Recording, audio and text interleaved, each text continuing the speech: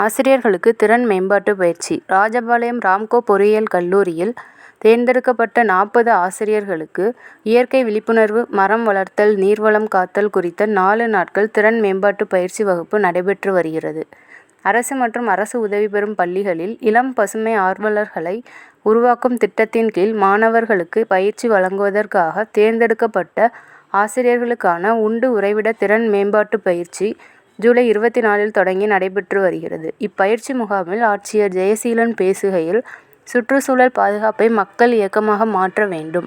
மாணவர்களுக்கு சுற்றுச்சூழல் பாதுகாப்பு குறித்து பயிற்சி வழங்குவதன் மூலம் எதிர்காலத்தில் இயற்கையை பாதுகாக்க முடியும் என்றார். பயிற்சி முகாமில் நெகிழி பயன்பாட்டை தவிர்ப்பது, திடக்கழிவுகளை மறுசுழற்சி செய்தல், தினசரி பயன்பாடுகளில் இருந்து நெகிழியை எவ்வாறு குறைப்பது, பல்லுயிர் பரவுதல், சூழலியல் மாற்றம், ஐந்திணைகள் அறிவோம் உள்ளிட்ட தலைப்புகளில் ஆசிரியர்களுக்கு பயிற்சி அளிக்கப்படுகிறது.